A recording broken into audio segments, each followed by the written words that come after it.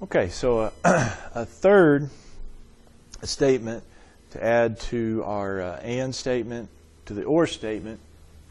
A third compound statement is the conditional statement.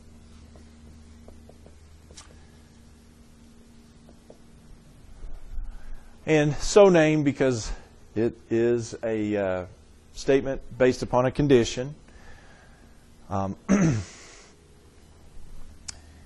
And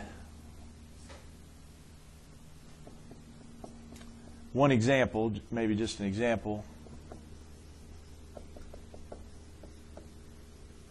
of this. Here's an example of a conditional statement. If it rains, then it pours.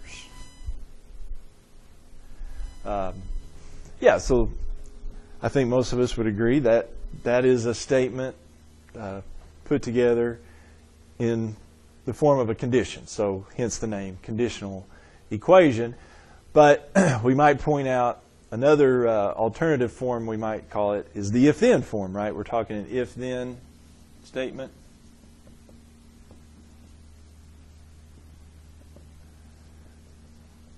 This is what we mean when we say conditional statement. Okay? It is a compound statement because there are two statements there, right? What are the two statements in my first example? Well, pretty simple. It rains is a statement and it pours is a statement. So that's my P, that's my Q. So yeah, this is a compound statement. A compound statement just means putting two statements together. So this is a compound statement. Okay? All right, now, as far as notation goes, we're going to use the arrow for the conditional statement, P arrow Q. So P arrow Q denotes the statement if P then Q in actual wording. Okay? So that is our notation. Another couple of terms here. P, the statement, the first statement here in my conditional, that is called the antecedent. And Q is called the consequent, in case they ask for those phrases. Ask about those phrases. But it's just names given to those two parts. Okay? P is the antecedent, Q is the consequent. But we are talking about the if-then statement. Okay? All right. Now, important to note that when we actually talk in if-then statements, we may not explicitly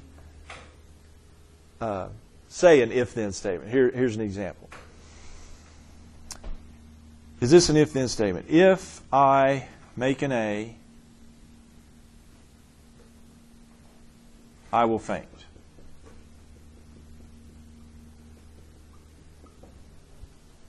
If I make an A, I will faint. Is that an if-then statement? You like that one? Okay. All right. If I make an A, I will faint. Is that an if-then statement? Well, I see the if. What about the then? Well, yeah, when we actually talk, or sometimes when we make if-then statements, we leave off the then part. This is an if-then statement. The if part is if I make an A. The then part, I will faint. Yeah, I do have an if part and I do have a then part. There's an understood, right? There's an understood then there. So that's one thing we do is we leave off sometimes that word then. But it's still an if-then statement, okay?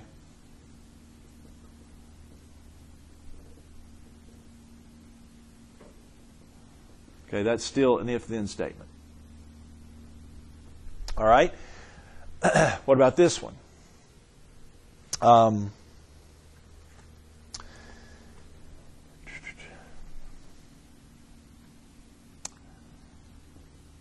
He will go to the doctor. He will go to the doctor if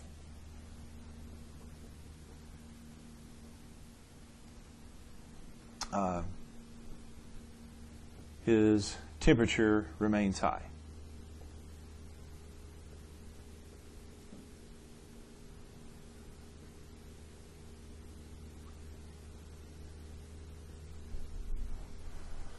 Is that an if-then statement? Yes, it is. Pretty much the same deal. However, there's an extra added twist on that one, isn't there? What's the little extra twist there? Well, the extra twist here is I have the if part. Again, I don't have the word then in it, but the other part is they're switched around, aren't they? The if part is the last, the then part is the first. So, yeah, this is definitely the then part, because that's definitely the if part. So, yeah, that's another way we do when we talk. Sometimes we switch around if-then statements. We switch them, make them in different order. Now, what will be important to us, and or one thing to note here is, if I write this in proper if-then form, what would it be? If what, then what? What's the if-then statement of that? If his temperature, say temp, remains high, then what? Then he'll go to the doctor. So that's one thing they'll have you do on the assignment here. This one is go ahead and rewrite it in the proper if-then form.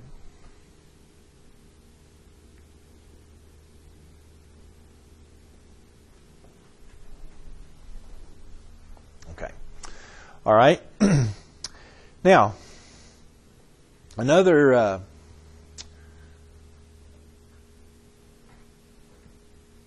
statement, a couple other statements actually, turns out you can write all statements and you can write no statements in this form, in if-then form.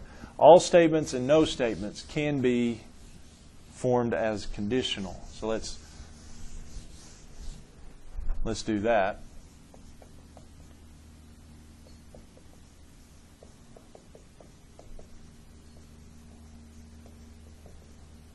Not all, every statement, just writing statements with word all in them, writing all statements and no statements as conditional. Statements.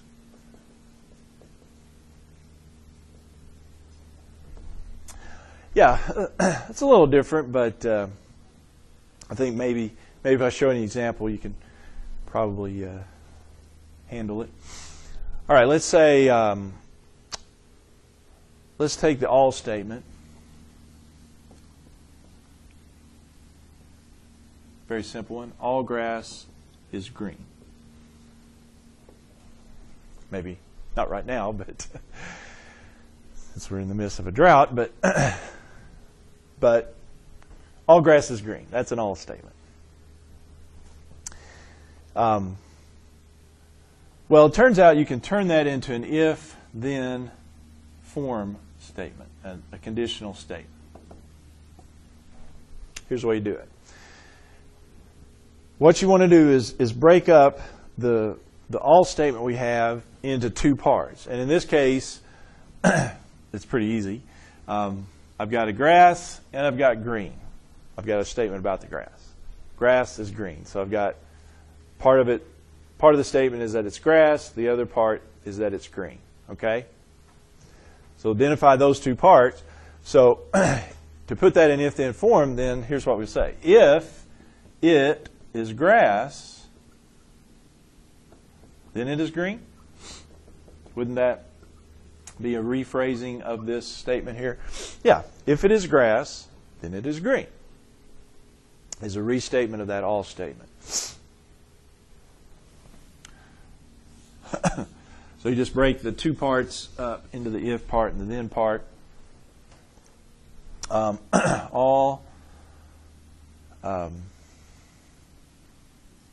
successful students study diligently.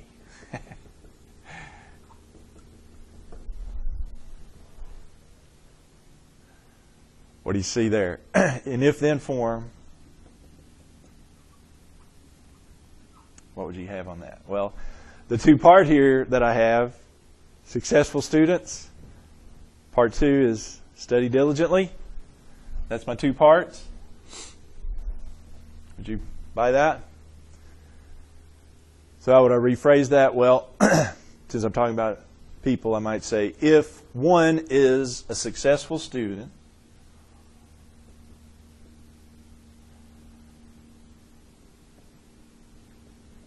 then one studies diligently.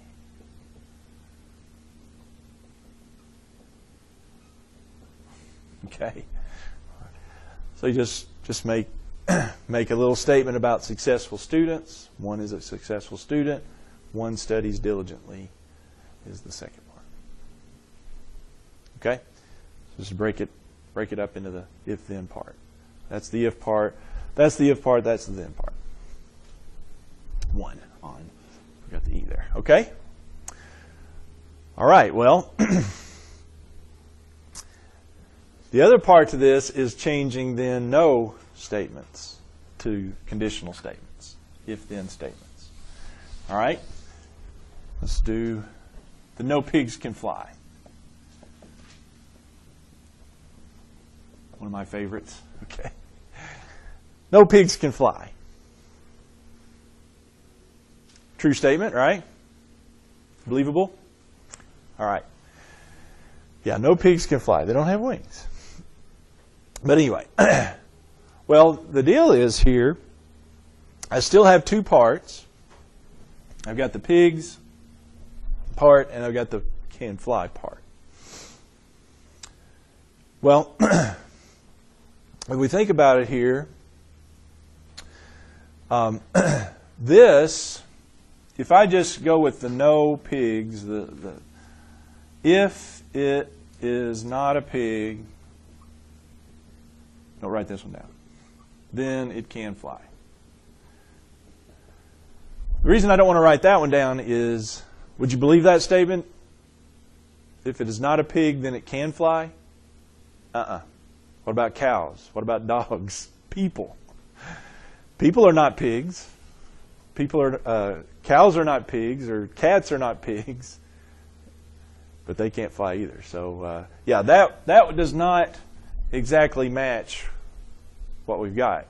What it is for the no statement, put the no part with the second part. In other words, here's what I'm going to do. I'm going to say, if it is a pig, then it cannot fly.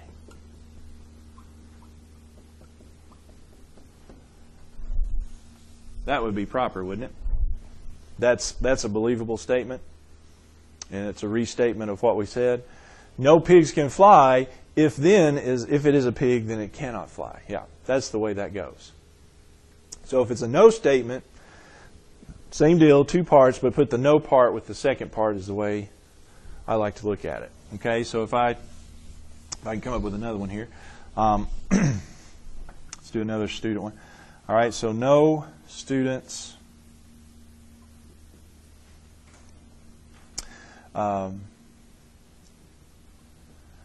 make an A without studying.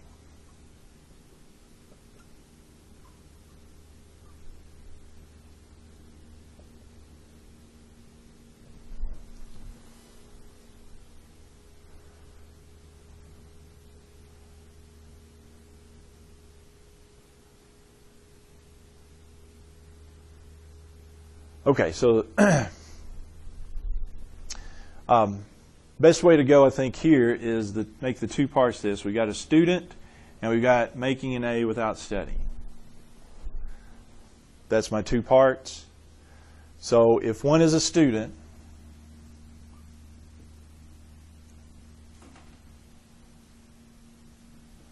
then he or she what? Does not make an A without studying.